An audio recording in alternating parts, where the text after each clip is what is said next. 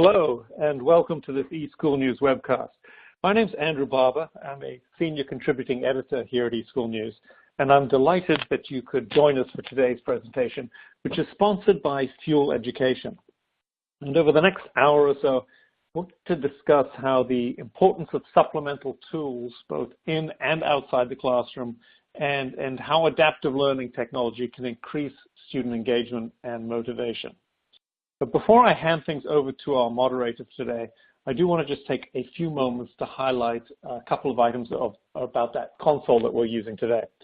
First, we are recording today's event, and in a couple of days, we'll send everyone who registered for the webinar an email that will contain a link to the recorded event, and you'll also be able to download a PDF of the slides from that same email.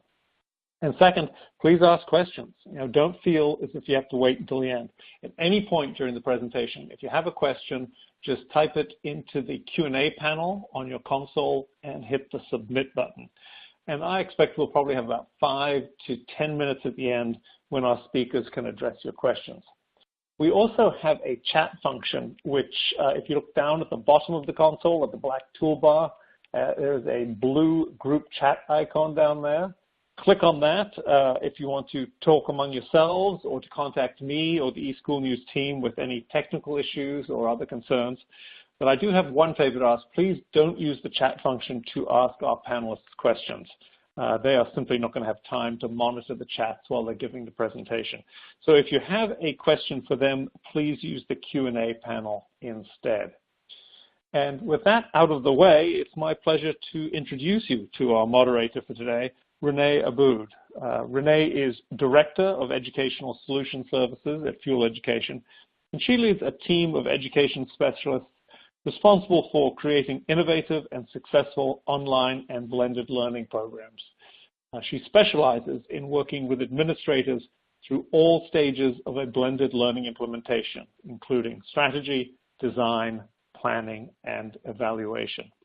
And before she joined Fuel Ed, Renae was a classroom teacher first in Oregon and also in Virginia.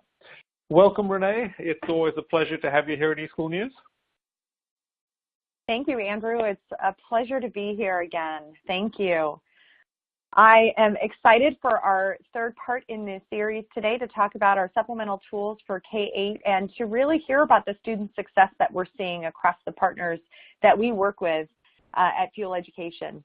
Before we get started with hearing about their solutions and how they've been able to partner to create these incredible solutions for students and seeing student success, I wanted to share just a quick little bit about Fuel Education.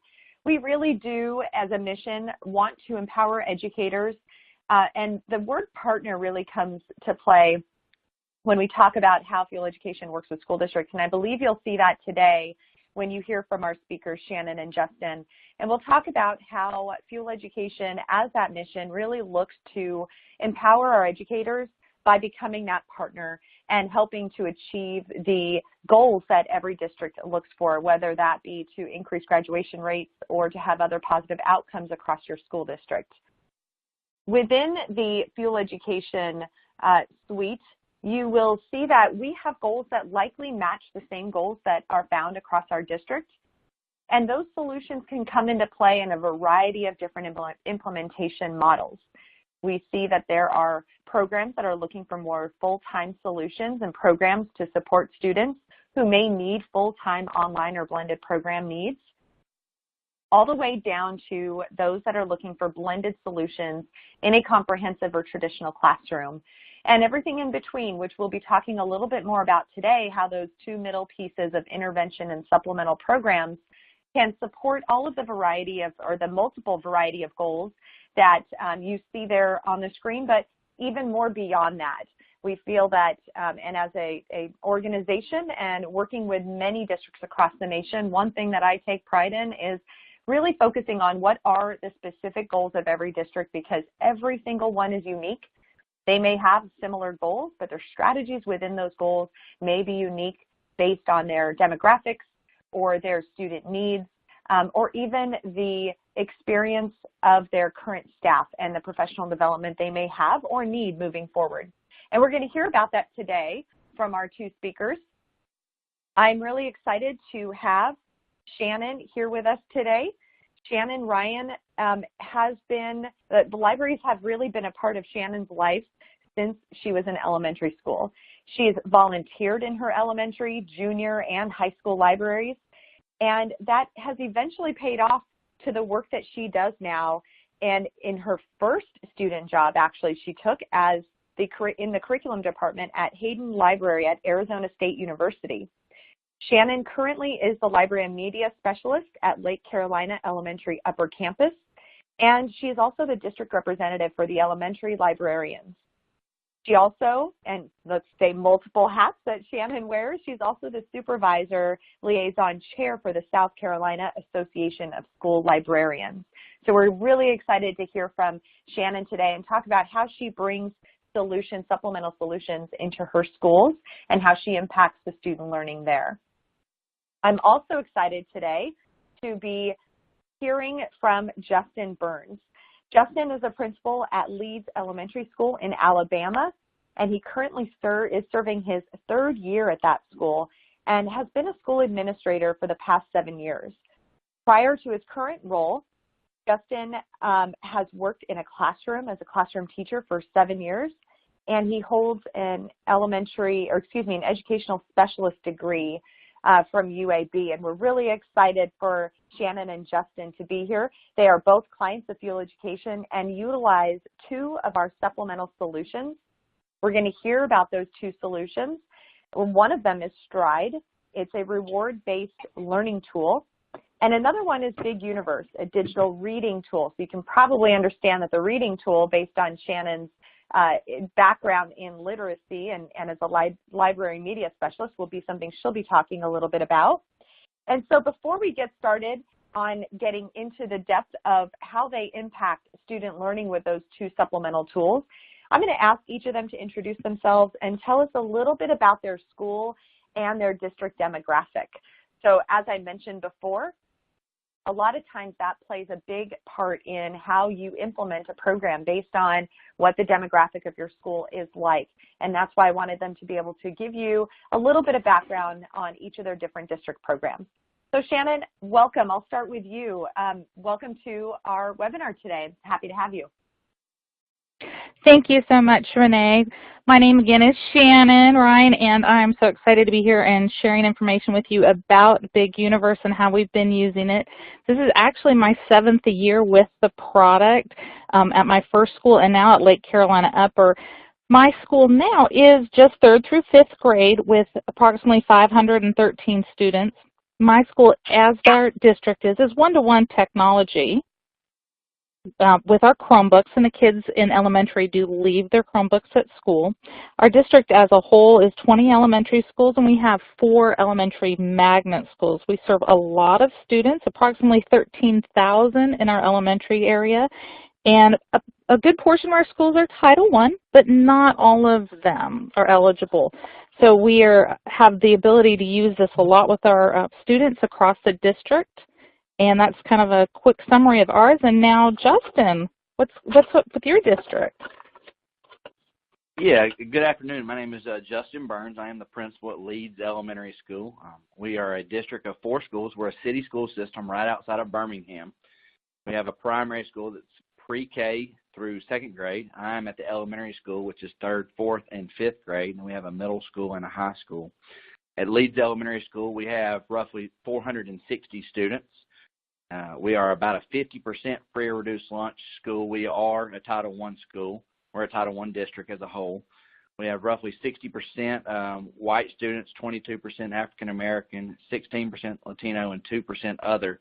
We have a variety, and we like to say that we are kind of the melting pot here, as we like to say that we look a lot like the United States as a whole. We're proud of that, and we try to serve each of our students well, and we enjoy using Stride during the process.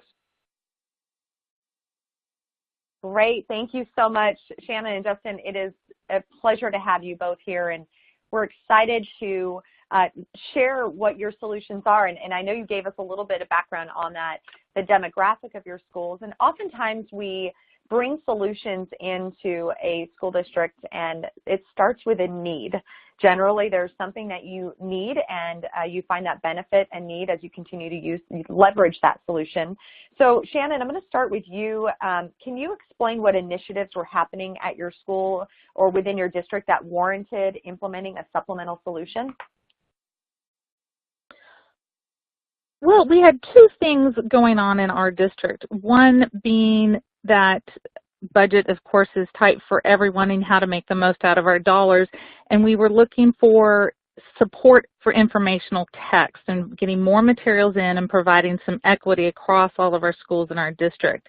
And since Big Universe, when we examined lots of vendors, the majority of those titles for us at that elementary level fit that informational text, it was a good option for us to bring it in. Looking across as libraries, and a lot of you may know or maybe not even know that very often libraries are heavy into fiction, and nonfiction material has updated and changed regularly, and it can be hard to keep that up to date. Nonfiction very often circulates less with kids. There's sometimes less interest, so we got to figure out a way to keep them more engaged in those titles. Sometimes they lack a little confidence in reading nonfiction. As we grow up, they read 2 picture books a lot, fiction chapter books, and they need to be comfortable with informational text as they grow up and it gets more complex, how to break it down, how to just read it. As schools, we often are more fiction. It doesn't always that way, but it often is. And also classroom libraries are often more fiction in their collections than nonfiction. And once again, that is a cost thing. It's a changing thing as libraries, schools and classrooms are always trying to keep up to date with the newest things going on and keep information current. And also home libraries. A lot of students who do have access at home, the first initiative is parents often buy picture books and chapter fiction books. Nonfiction is just not always looked at as the first choice to purchase for things. And so Big Universe filled a need as we were trying to create a lot of equity in making sure everybody had access to some good informational text across our school and our district. Thank you. That's fantastic. I'm coming from an elementary background myself, and hearing you talk about the classroom libraries and the cost does resonate heavily with classroom teachers. I can experience that from my past, and I'm sure it is the continuous problem for a lot of teachers today. So thank you for sharing that. I think that probably resonates with many people who are coming from that elementary background or even in the high school background. I'm sure I'm not excluding anyone from the upper grades, but definitely when you're trying to impact the learning and the adding in that informational text. Thank you so much, Shannon. Justin, can you answer the same question, kind of explaining over at Leeds Elementary or within your district, what were you guys looking for in terms of trying to find a supplemental solution across the needs in your district? Absolutely. So at an elementary school, most of you know, we're very data-driven. We spend a lot of time looking at our students, looking at the classrooms, trying to figure out how to move students and continually push them forward. One of the things we looked at is how hard it is in education to not only reach the high students, but also the struggling students. So during this process, we found the Stride product, and we noticed that it enables us to push the students that are high and to push the students that are low. So it focuses on each student, and we yearly take the Stride PMA, and the Stride provides information between each student testing window as well. It allows for quick, accurate information for each student. We can use it in a large group setting or a small group setting. I know a lot of elementary schools have students that rotate their groups during the classroom, and this enables to engage students at every level because it meets them right where they are. After they take the Stride PMA, it kind of navigates them to where they are, whether they're a struggling student or a high-achieving student. It provides information that helps us identify students that need additional intervention as well. And we've noticed that through the reports and information provided by Stride, it makes it very easy for our teachers to know how to best meet those students individually, because we know when you have lots of students in different areas, it's often tough for a teacher to know where each student is every day. And we use this a lot. So therefore, it helps the teachers to be able to look into the Stride information daily and to see how much it's being used at home as well as at school, but also to help see where these students are. Thank you, Justin. That's great information, I'm sure. As we get a little bit further into the conversation, you'll have an opportunity to share with us more about the specific tools and how you're using them. Shannon, I'm going to come back to you for just a second. Can you share how the implementation, how is your school using the Big Universe solution? And then we'll go a little bit further into the implementation specifically. But are you guys using it to as independent reading for students, differentiation of curriculum? What are your main goals in terms of how you're leveraging the Big Universe platform?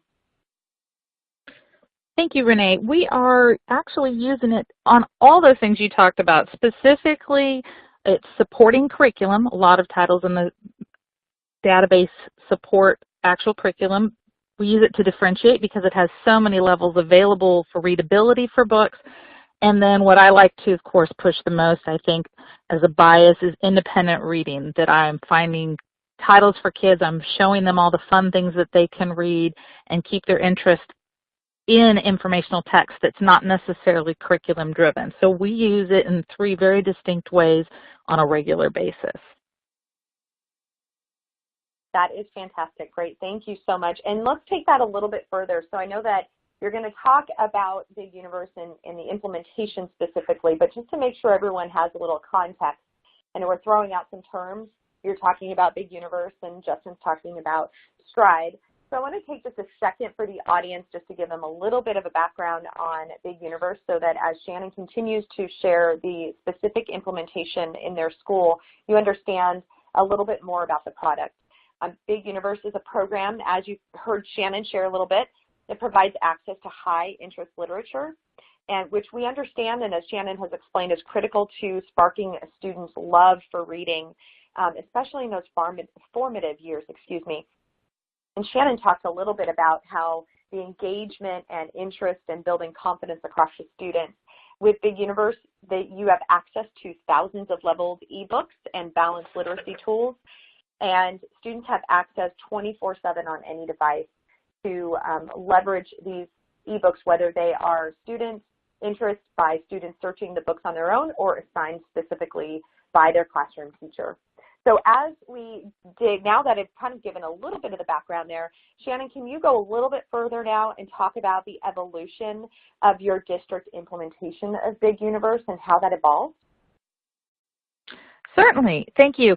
Back when we first started, we joined, as I said, 7 years ago, or I did, when Big Universe only had 5,000 titles in that database. And now there's over 14,000 that support curriculum and independent reading. So it's an amazing product to work with in terms of variety. I have so many avenues to go with the students to share with them. So when we first started, it was a great bang for the buck back then with the equity availability, the highs and the low levels. I could use the product and talk about the product because that simultaneous unlimited access was a major part of being able to support large populations. When in my school now, I have 8 teachers for each grade level, I physically cannot buy as a librarian enough copies to support each teacher at the same time. Or if they want to do small group reading or something, the ability to have every student in class logging onto the same book, the teacher having it up on the board and going through it with them is just amazing. So we saw this database as a way to establish equity in my school, and once I saw it growing and how the teachers are putting it to use in all the ways that we could encourage students to learn not just their curriculum but learn about the topics they loved, we saw that we could use this across district and teachers could share. So as we were implementing it, the decisions about book databases that aren't related to testing stuff, and this was not for us, the media specialists as a whole across our district come together and we talk about products. And so we talked to the team members, a couple of us had it individually, showing everyone the benefits, how we could use it, and this was decided that for what we could do with it, how we could support our students in all the elementary levels, Big Universe provided us the best diversity, the best depth in all the products that we have. So now we've had it for a couple of years across the entire district, and it's really growing. It's showing a lot of great opportunities for teachers to share with others, for district training. So when a title is suggested, everybody has access to it now. It's not just who can afford to buy the book, everybody has it. And so we use a lot of big universe examples there. So it was great to move from an individual school, seeing it grow and seeing those benefits, and then moving to this district-wide implementation, which I see a lot. I am the district administrator of our account, so I see the movement, the changes, the bookshelves, the collections. I see a lot of what everybody's doing with it, and it's just amazing the growth that we've seen and the implementation that the teachers are putting into it, and the use of the students and our circulation numbers of the ebooks, how many kids are reading and what they're reading. It's just tremendous. That's great to see the wonderful impact it's having. And I'm sure that others are thinking this, and I know I often talk about this when I work with districts, is the change management that is required when you're implementing something new. It's different. It's not what folks are generally used to, whether it's change management that needs to occur within the teachers and your staff or with the students. So can you share a little bit more about how you got your students comfortable and more leveraging the tool more based on that change and getting that shift in how they access reading? Certainly. Wow. When I first started, I took the traditional route, professional development, show the teachers at PD after school, try to meet with them, some planning, and some teachers wholly adopted it and it was great. But I just early on didn't see the traffic and the excitement for books that I knew they were going to love. They were physically books I had in the library, and I knew if they knew they were in the online on Big Universe, they'd check them out even more because they could partner read. They could see the books that they couldn't even check out all the time because they were off the shelf. They were on hold lists. They couldn't get to them, and here they'd have instant access in Big Universe. And so I finally decided during my library lessons that I would just go straight to the students. I still taught the teachers, but I'm just going to take it straight to the students. I taught all of them how to log in. I created bookshelf collections for them because in that first year I just felt like I'd failed. I thought there's so much potential here and it's not getting used. So I did create those bookshelf collections, and I had the students log in, and then I shared with them the stuff that I'd created just for them. Sports cars, wrestlers, warriors, Nature is Deadliest, all those things they just want to read for fun, those informational texts that get them hooked and they just love reading again and again and again. And once I showed them that got their interest peaked. They started asking me more. And so I also did a separate thing with our morning show. We started a little trivia contest because with informational text and citations, you know, library background, you have to know where you get information. So I started doing some trivia, and they had to find a book in Big Universe to answer the question, and they had to provide me the title, author, and the page number where they found it. So we did some fun stuff through the morning show. I just offered little incentives like pencils and erasers to spread the curiosity, to get them into other titles they might not look like on their own. And then we saw that the circulation really jumped. It was a real simple process where Google Districts, I was able to do a Google form and just, you know, pick a winner every week. And so the trivia brought our circulation up, just showing the students the fun titles. I stayed away from curriculum initially with them. I didn't talk to them about it. I'd let the teachers introduce those curriculum titles. And then it just started to grow more. And so now, even this last week, 5th grade is working on immigration, and so I showed the students today, oh, you're working on your immigration research. I have a collection. I've already found those immigration books for you. Go look at that collection. And so now it's been a few years in, I talk about curriculum as I'm working in partnership and collaboration with the teachers. And so it's really grown. The kids are really involved. They ask me more and more, Miss Ryan, can you help me find musicians, or can you help me find stuff about the Olympics? So when things are topical and come up, they ask me, can you help me find books? Can you put together a collection? And it saves them time. And it's just amazing to see their excitement now, and they want to share with me, did you know about this book? I found this book. And going directly to the students and just staying on the fun side of it, showing them things that they want, asking them what they want, interest and use just kept growing and growing, and I love seeing them. They just come up to me now and ask me if I knew about this book. Did you know this one was in there? So that's how we went from the teacher portion to just, I'm going straight to the students and hook them where they like their stuff, and it just blossomed into this amazing thing of them wanting to read on their Chromebooks, eBooks. We were just amazed at how much interest they were showing. That is exciting. I'm sure it was great to see and see the excitement of your students. I'm curious on how you're able to scale this then, and how you started to involve the teachers at that point. So I understand you shifted more to the students and getting the students. Generally, once students start to gain that interest for a solution, it's probably going to require the teachers to then step in and to scale what you're having to do to then allow your teachers to do that on their own. So how did that impact, and how did you shift that to train and support the teachers then once they realized the student interest was there? Well, I've done a couple of different things for training for the teachers. I still do some quick professional development at faculty meetings. You know, hey, a reminder, you can do this. Reminder, I have collections. You can assign titles. I've done a lot of individualized training with them. Being that I am the district administrator, I also do district in-service sessions that are available to everyone across the district here and there. And when I talk to them, I remind them about the features because they can get focused on one thing.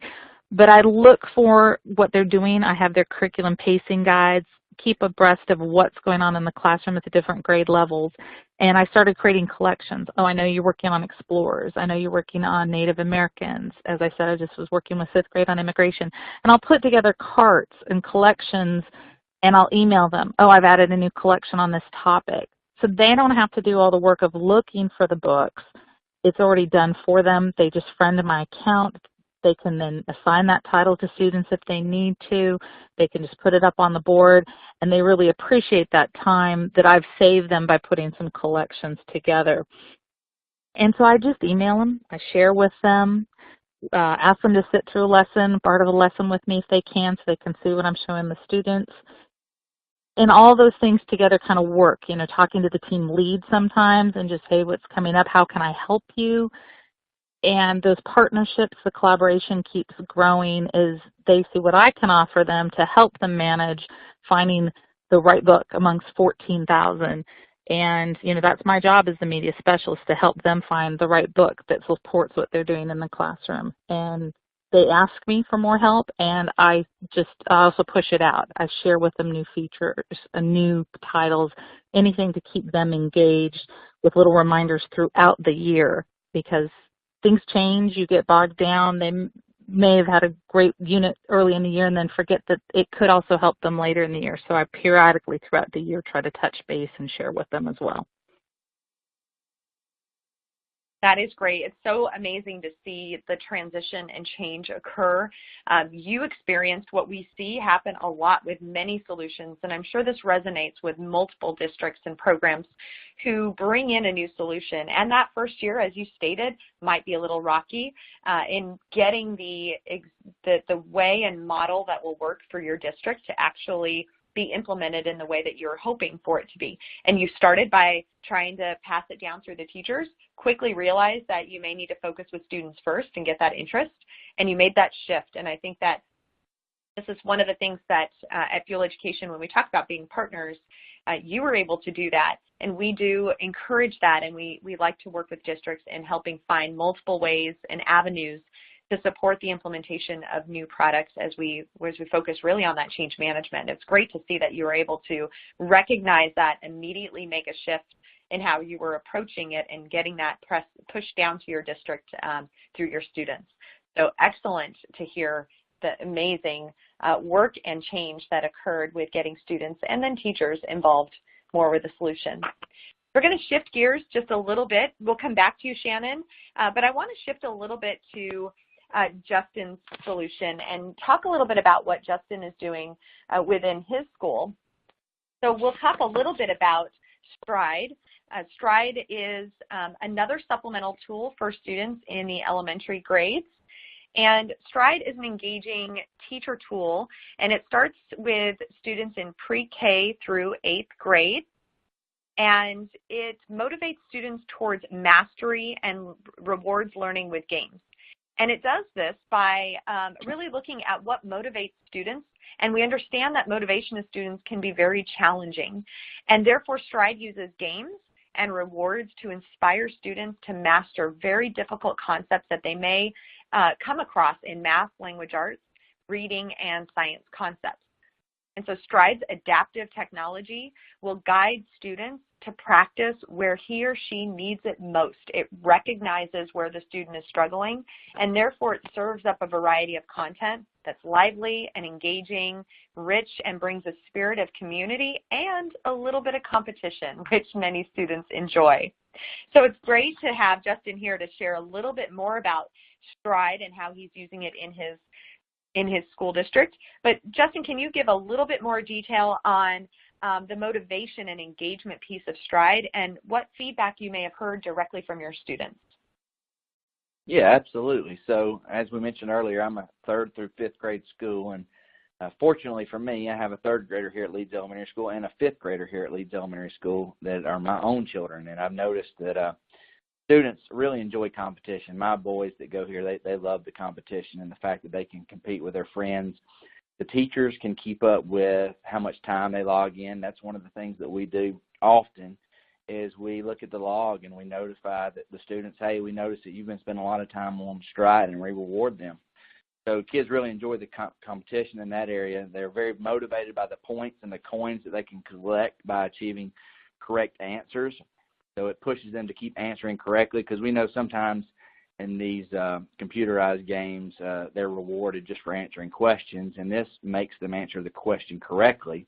And because it's adaptive, it helps them working in the direction we need them to go. So if they miss answers, then, it adapts to them correctly. And if they get answers correctly, then, again, it adapts correctly. They also enjoy having choices in their learning.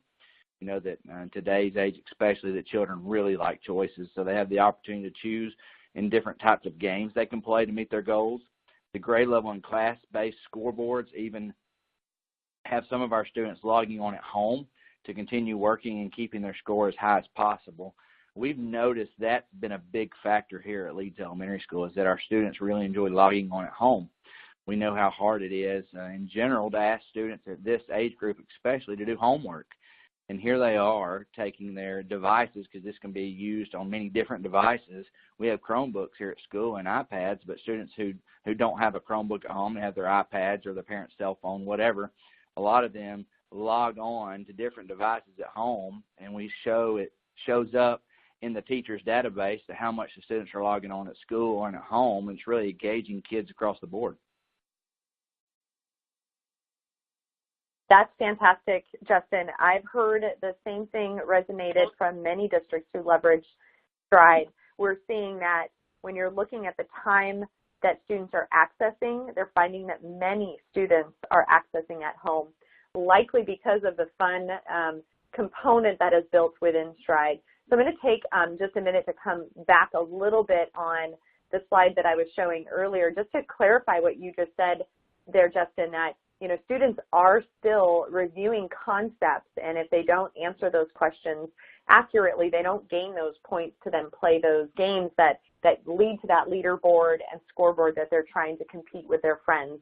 So students will attempt and work hard to get those questions answered correctly, and the adaptive engine will deliver the instruction students need to help them answer those questions. So it's like they're receiving that intervention right there on the spot, when deep down they're really hoping to get to those games. So it's great to hear that. Absolutely. So, Justin, yeah, go ahead. No, just absolutely. I've noticed that with my own children at home. It's funny because, they react in a lot of different ways. There's noises that the game makes when they answer the questions correctly. You hear kind of cha-ching sound when they get it correct, and they like to hear those kind of things. And I've also noticed through the videos and the interaction that it helps reteach in some areas that they struggle in. So, yes, it is absolutely positive reinforcement in the right way. Great. And you talk about the data and reports that are really important to your teachers. So if we think about how a tool like Stride has impacted and supported your teachers and how they utilize the data that comes from Stride. So therefore, it's not intended to just replace the need for the teacher to intervene, but your school and your teachers are leveraging these reports heavily. So can you share about how they utilize the data that's coming from Stride? Absolutely. So like most schools, we have our professional learning communities that we meet and discuss data monthly, sometimes more if necessary. But during this process, we take lots of different avenues of data, but Stride is one of those areas that we take. We look at the amount of time that students are spending on it, but we also look at the areas that they're growing in and the areas that they may be struggling in, and we can take that and we can rearrange the way we're teaching our students. But it's very interesting. We've seen a direct correlation in their growth in the data that we see from Stride and the growth that we see from our standardized tests. This past year, before we took our state assessment, we looked at our Stride data because it is based on our course of study, and we saw where they had grown in the areas that we knew we would need work in, and we took the state standardized test and noticed that they were very similar. So that helped us in preparing and where we needed to grow, but also being able to utilize data as a whole when talking to our teachers. It gives us one more piece to show our teachers, and actually we like to have data conferences with our students as well, so it shows our students where they are in the areas that they're growing in so that we can see where we need to go next in setting our goals. That's fantastic. We hear a lot, and we know that schools are really looking at how to better differentiate in the classroom. We go back to, the days that when Carol Ann Tomlinson came up with her differentiation and really that big focus of that 20 years ago, and seeing that can be driven through a lot of the automated artificial intelligence that can come from systems to help make that scalable and easier for teachers. So it's great to see that your teachers are leveraging those for better differentiation. On top of the ability to pull reports and data and the reports that provide teachers with the capabilities of supporting them in the classroom, there's also another key feature within Stride that I'm hoping you can share a little bit more about, and that's with the adaptive technology and understanding how Stride has supported and benefited through the use of the adaptive capabilities. Can you share a little bit about those components? Absolutely. And one thing before I get into that part of it, when we are doing any kind of learning objective and trying to move students forward, we noticed over the history that we generally struggle to find students' achievement, maybe that are higher students or that are lower students, in the same arena. And what this allows us to do, we like to play games when it comes to competition at Leeds Elementary School, and we can put something out there and reward a child. So we can say if you log so many hours or earn so many coins or earn so many badges, then we do drawings. And this past year, we did a drawing for bicycles, and students that logged in the amount of time or badges or coins had the opportunity to win the bicycle.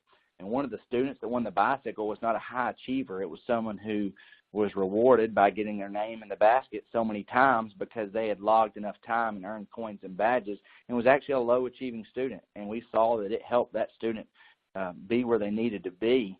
And the reason that is very, very advantageous is because we know that sometimes we struggle in areas to be able to reach each child. So back to your question on seeing the benefits of the adaptive technology, we see that the more students work, it helps us to see where they are. It is not just a meet this kid here or this kid here. It's a one-size-fits-all. It allows us to engage every student right where they are.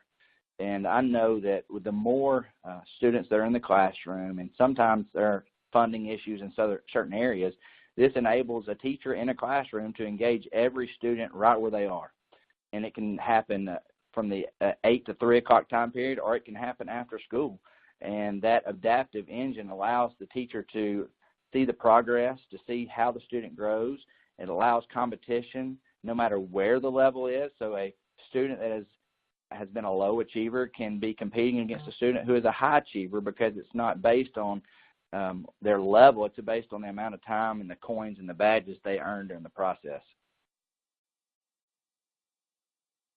Thank you, Justin. That is fantastic to hear that the motivation is occurring there. And yes, the adaptive technology is becoming something that is not just of emphasis, but is continuing to evolve.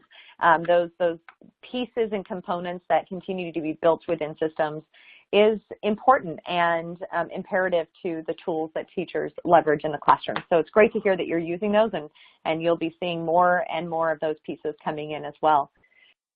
So I have appreciated the opportunity here to listen to both Shannon and Justin share about their solution. And now we're going to take the opportunity to gather some questions and from the audience about how you're leveraging these tools further, various questions that may have come in from folks in the audience about your implementation specifically. So I'm going to grab a couple of questions here. The first one came in and is asking specifically on the leveled readers in Big Universe, the grade levels for the leveled readers in Big Universe. The grade levels that are accessible through Big Universe are K-8. Shannon, but I'm going to ask you to just share, how are you seeing the usage across your district from a grade level perspective, or where are you seeing the most benefit and reward occurring within grade levels? Thank you. And as a matter of fact, Renae, you bringing that point up made me think that as I talked about, our initiative was initially informational text. I felt like maybe I was leaving out the fact that there are picture books and chapter books and even some graphic novels in the database. So it's not just informational text, and we incorporate using those other products. Now, in terms of grade levels, I see a lot more one-to-one and individual reading and talking to my co-librarians across the district, that it's really used a lot for 2nd through 5th in the elementary market, for the individual students on their own, searching and reading, pursuing the books on their own devices. For the younger K1, teachers tend to use it on the board. They put a lot of books up and they walk through the material, they read the material. And sometimes books are assigned for the readers depending on the support in the classroom. You know, at those levels, some kids are readers and some are not in the younger grades. So that is just used on an individual basis in those low grades in terms of what can they provide for a student. If those students are readers, if they want support, somebody read with them. So those K1, those books are in there, and they're definitely available. It just depends on, I think, the model in that classroom and the support the teacher has to use it. But they're definitely using them on the boards for support with lots of topics, the picture books, the reading, and then also levels for differentiation. We're just talking recently about planets for 4th grade as they're going into some astronomy and different things. Because there's books that go down to 1st and 2nd, and there's books that, you know, even are up through middle school, they can push some kids, or they can give a student one that they're just going to be confident in selecting. They can assign a title to students that will give that student a sense of accomplishment. And if they want to push one of their kids who needs it more because they're always done fast, or they just want to challenge them, they can assign them a higher level text. So we see that variation in the different grade levels and depending on the content. Great, thank you so much. And Shannon, just to take it a little further, I had another question come in specifically about students selecting on their own versus being put in to be assigned to the students, or grouping them. Are you finding that students gather interest on their own, or more use in the curriculum, how you mentioned, where you find out what they're focusing on with curriculum? For example, you said immigration, and you collect those books and you set them aside for the student to see in the system. Are you finding that students, like you somewhat mentioned, but they're coming and creating those lists on their own, or they're searching those interests based on their own personal interests versus what's being taught in the classroom? I see them searching a lot on their own to find what they're interested in. And I say that now. Now that they're comfortable in the product, a lot of them, I see it, of course, say 4th and 5th grade, they've been in it a couple of years. So I think it has to do with familiarity, how much time they're allowed to browse, to look through. Just the other day, I had a student show me some great chapter books that I hadn't even noticed in the database. So clearly she found those on her interest. She told me all about them. I said, well, what are they about? Do you think other kids would like them? I can add them to my collection and make sure others hear about it. So I know they're searching for their own interests, they are pointing things out to me, or can you find more like? I've only found one title, or there's things similar to that. And I do know that has to do with how much time they get to explore. If it's being focused as a curriculum support in a classroom and they only get to see it when they are doing an assigned reading, or if they get to use it during the independent free time, today you can use a print book or an ebook, that's when I start to see them explore more. And when I have library lessons, I try to give them a few minutes at the end if they finish an assignment early. Okay, today you have free time on Big Universe, go find something to read. And they do more and more exploring and getting familiar and finding fun stuff. And they really do. They find the fun stuff. They're getting very, very good at it as they get more time in the database to browse and look around. Thank you very much, Shannon. That is great information. We do know that there's a great importance to reading. It is the avenue that used to improve reading for students, and so it's great to see that this is a great way to expand the exposure that students have to a variety of books, especially when it comes to their interest level. Thank you. The next question that is coming actually is for you, Justin. It's asking how you got your teachers set up with training. Shannon talked a little bit about the implementation and kind of how they started off, where she started with teachers, moved over to really implementing and supporting it at the student level, and then back to the teacher training. Can you explain how or what the training looked like for your teachers within the STRIDE program? Absolutely. So the local STRIDE administrator came out to our school and sat down with myself, the assistant principal, and our instructional coach when we first got involved with STRIDE, and went over the preliminary settings and how we needed to roll it out. At that point in time, she went over the day-to-day operations of STRIDE, how to sign in, how to keep up with the students, how to roll out a classroom setting, and we turned that around to our teachers in a PLC. So really, we had it, introduced to our administrative team, and then turned around and rolled it out with our teachers, and our teachers love it. I mean, it's really not difficult to handle once the teacher's set up in the classroom and the students use it.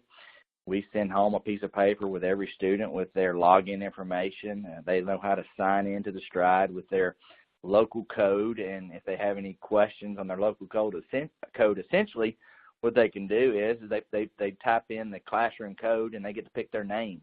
So it's very easy. It's easy to use. Like I said, I not only use it as an administrator here at the school, but I have my own children, so I get to experience both ends of it. Great. It's fantastic to see. And another question came in, somebody who has some familiarity with us, and they are asking about the Help Me button that is incorporated in STRIDE. So I'll share a little bit about that, and Justin, if you have anything to add, you can.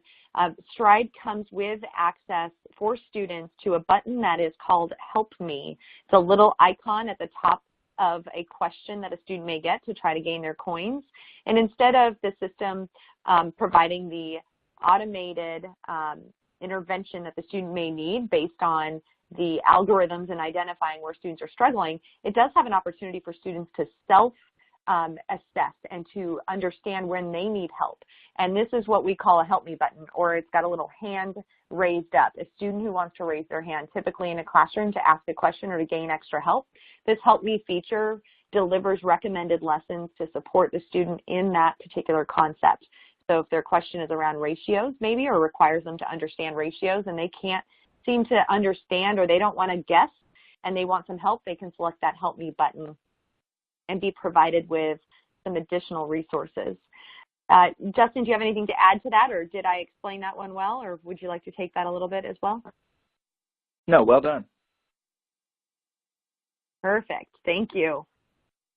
All right, and it looks like I've got one more question, and it is asking about, someone says, I've heard some buzz about the new oral fluency feature in Big Universe. Can you share a little bit more about it? In Big Universe, which is what Shannon talked about, there is a oral fluency reader coming to Big Universe. It's allowing the elimination of the time-consuming identification of a student's reading level. So as an elementary classroom teacher myself, the ability to scale and evaluate a student's fluency and provide running reading records that I'm sure many teachers know the time that it takes to complete those. Having that automated within a system is going to be extremely powerful to a classroom, and that feature is coming. We'll have more information, but overall, it is the opportunity for students within the system to read aloud, retell the story, and answer 1 to 2 questions. And the system, with the artificial intelligence that takes place, will be able to determine the student's reading level. And aside from that, it will report by aggregating student data into their levels based on their oral fluency. And it will show their learning growth, almost like the same that a teacher would do for a running reading record, and be able to show those trends against benchmarks as well. So that feature is coming soon to Big Universe, and be able to help teachers to assign that leveled reading. And Shannon, I'll let you kind of take the floor and wrap us up with what that would do to support further the Big Universe capabilities, to be able to know and identify a student's reading level and then be able to assign those books particularly based on where they are at the time. So Shannon, would you like to add anything to that? Just a little bit that's, it's a time saver for teachers, that feature coming.